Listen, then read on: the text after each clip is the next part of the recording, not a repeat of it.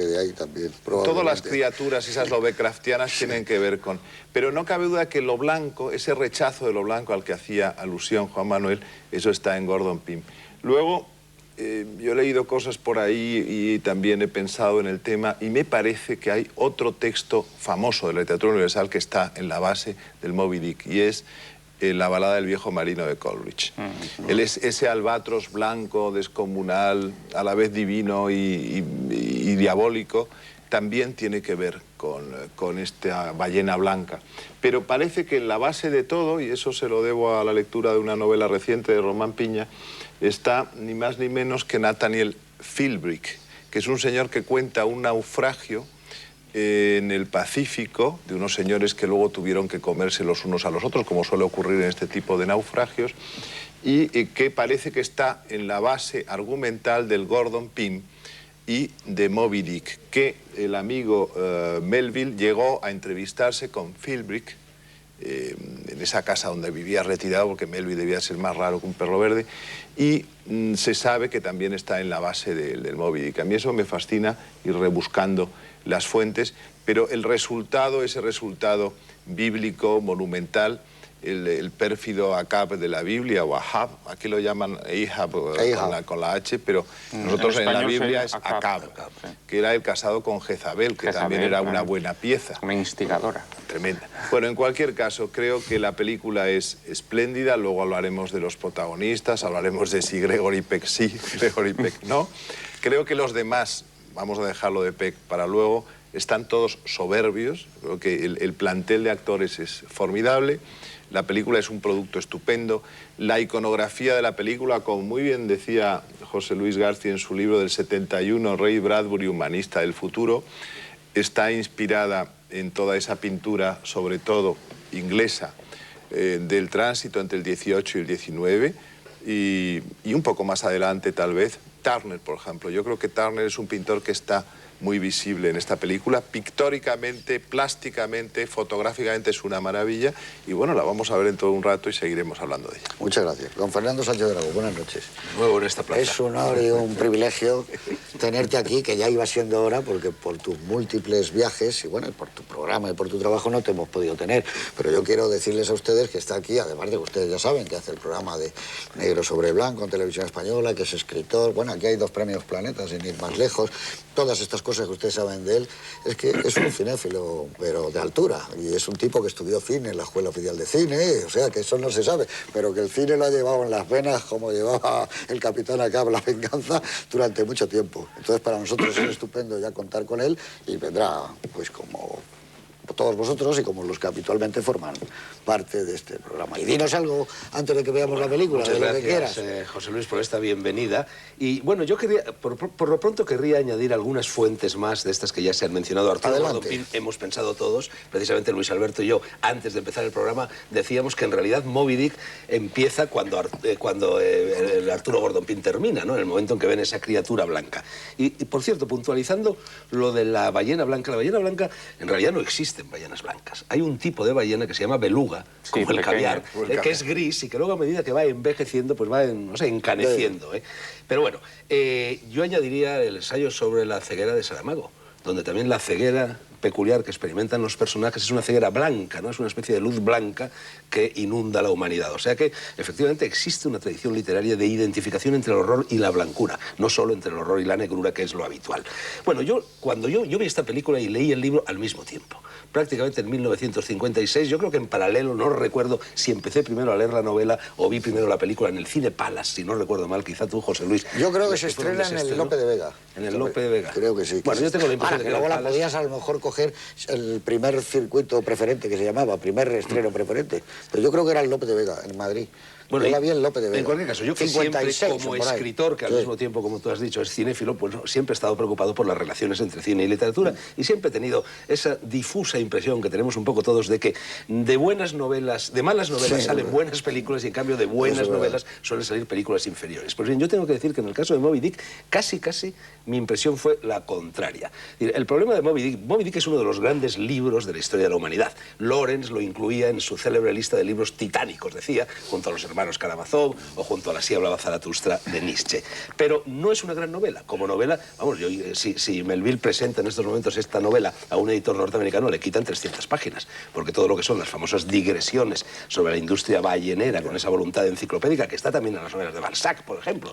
Le presenta un linotipista y aprovecha para explicarte durante 12 páginas las técnicas de impresión en aquellos momentos en Francia. Bueno, pues yo creo que en esta ocasión la novela, la película, precisamente porque le quita todas las digresiones sobre la industria ballenera y demás, que son las que entorpecen el ritmo narrativo de la novela, es como narración, como novela, es superior al libro de Melville. Lo cual no quiere decir que el libro de Melville no tenga, en fin, otros muchísimos valores. Entre ellos estos valores, bueno, tú fíjate, por cierto, que tú citabas hace un momento a Milton. Curiosamente, yo he leído una encuesta hecha hace unos años entre los jóvenes de las universidades y de los estudios superiores americanos, donde se les preguntaba que cuáles eran los mayores bodrios de la historia de la literatura escrita en lengua inglesa. Y decían, el primero, El paraíso perdido de Milton, y el segundo, Moby Dick. Yo no estoy, por supuesto, de acuerdo con ninguna de las dos opiniones, pero vamos, es curioso que la juventud americana hilvane los dos autores con el máximo bodrio. Pero es que, en cierto modo, tú lo que has dicho, en cierto modo, avala esa tesis. Es decir, es que, bueno, no es el momento para decirlo, pero yo creo que es que las digresiones de Moby Dick en absoluto estropean a mí sí me la gustan novela. también. Es decir, lo que pasa es que tenemos cada vez una concepción de la literatura como algo que tiene que entretener y que tiene que ser lineal. Y para nada. Es decir, para mí Moby Dick es una de las novelas fundadoras de la literatura moderna, en el sentido en que rompe todas las convenciones de la novela tradicional. Lo lastimoso es que a principios del siglo XXI estamos volviendo a la novela tradicional pura y dura, ¿no?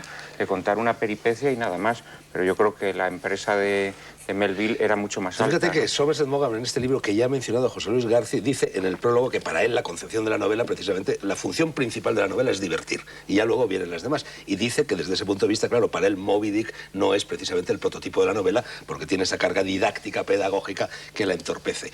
Me gustaría también decir algo, bueno, sobre las interpretaciones alegóricas clásicas que tú has hecho. Bueno, que Moby Dick es una novela alegórica, eso está fuera de toda discusión. Ahora, cabe interpretar de muchísimas maneras esa alegoría, porque tú fíjate que hay una ambigüedad, hay un libro de Melville que se llama Pierre o las ambigüedades. Entonces esta novela es extraordinariamente ambigua, porque el capitán Ahab puede representar el mal y puede representar el bien, y la ballena también puede representar el mal y también puede representar el bien. Puede ser la mano izquierda de Dios, como se ha dicho, claro, para castigar la soberbia de Ahab, que está inspirada directamente en Jonás, que también sufre un castigo por soberbia. Pero tú fíjate que en la mitología de la Polinesia, de la Laponia, de partes del centro de África, y bueno, Melville conocía muy bien al menos la de la Polinesia, la ballena representa, se ha mencionado también el sol. Tú has dicho, Juan Manuel, que el capitán Ahab se declara dispuesto a perseguir al mismísimo sol. Bueno, pues en esas interpretaciones mitológicas, la ballena, el mito de Jonás, que también está allí prácticamente idéntico, representa precisamente el sol que al llegar la noche se adentra en las tinieblas y que luego al amanecer vuelve a emerger, como emerge la ballena blanca. Así que hay una relación, a mi modo de ver, tremendamente ambigua entre el bien y el mal.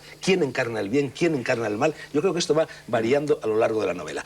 Y lo que, bueno, el satanismo que os habéis referido, bueno, está clarísimo no solo en la escena que tú has mencionado, sino, por ejemplo, cuando para templar los arpones utilizan la sangre, ¿no?, y no el agua, o en la famosa bendición en latín, profanando sacrílegamente una lengua sagrada como lo era el latín, cuando invoca al diablo para bautizar a los arpones y no a Dios. Y luego me gustaría decir ya, antes de pasar a la película, algo sobre Gregory Peck. Yo creo que realmente el pie del que cojea fundamentalmente la película es la elección de Gregory Peck, que si no estoy equivocado, le fue impuesto por la Warner a Huston. Una estrella, Houston había pensado incluso que podía ser su padre, Walter Huston, el que lo murió en 1950, no pudo, etc. Y claro, realmente es que Gregory Peck, al cual todos asimilamos con la idea de un protagonista positivo, bueno, etc., pues yo creo que no. En primer lugar, le sobran 20 años.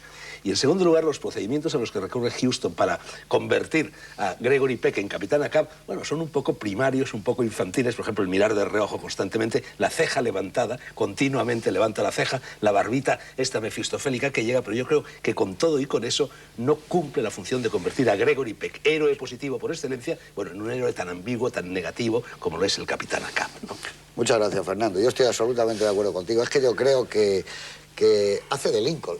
Está disfrazado un poco de Lincoln. Es verdad. Sí, está un poco un Lincoln lunático. Pero bueno, yo me parece que ya hablaremos luego de la interpretación de Peck, que a ti te gusta y yo te lo respeto. Pero la película yo creo que sí, es verdad que es profunda y misteriosa como es la novela, que tiene, a mi modo de ver, un arranque magistral, todo lo que se desarrolla allí. Hay un momento que realmente es sobrecogedor, que recuerda incluso a Dreyer, que es esa iglesia de los marineros y Orson Welles cuando sube por esa escala maravillosa. Ese púlpito. Y ese púlpito con la proa del bar, que es magnífico. Pero fíjate, José Luis, si me permites, cómo en el sermón de Orson Welles se produce también algo que se va a producir a lo largo de toda la novela y a lo largo de toda la película, que son los contrastes. Orson Welles entra iracundo, ¿no? Y poco a poco, como la calma después de la tempestad, ¿no? Y se produce ese contraste maravilloso. Y a mí, si me lo permites, me gustaría... perdón... indicar a los espectadores dos factores muy importantes de la película. Uno es la música. La banda sonora dura nada menos que 50 minutos. Huston encargó una especie de ópera a Philip Santon, que era... Y además, Philip Santon había sufrido unas quemaduras con una plancha. Y entonces prácticamente era manco de la mano derecha, ¿no? Y entonces esa especie de relación oscura entre Gregory Peck, cojo porque la ballena le había devorado la pata, y un compositor que tenía también la mano derecha mutilada, es muy curiosa. Y luego la luz. También ahí se aprecian los mismos contrastes que van a esmaltar toda la película. Hay por una parte la luz de Rembrandt, la luz de los tenebristas, ahí muy bien utilizada por Huston, y de repente también hay este contraste con la luz cegadora del océano, con esa luz que poco a poco se va convirtiendo en lechosa, blanca, heliolátrica, solar, ¿no? Se va haciendo blanco y negro. La película hacia el final va cogiendo unos tonos sombríos. Yo creo que va a ser muy interesante. Luego vamos a charlar, que va a ser todavía, yo creo, más interesante el coloquio que vamos a tener.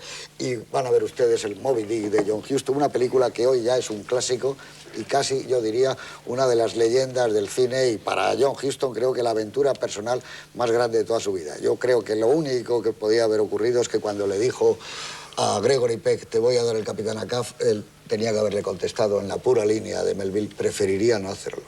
Eso es lo que tenía que haberle dicho. Con todos ustedes, Moby Dick de John Huston.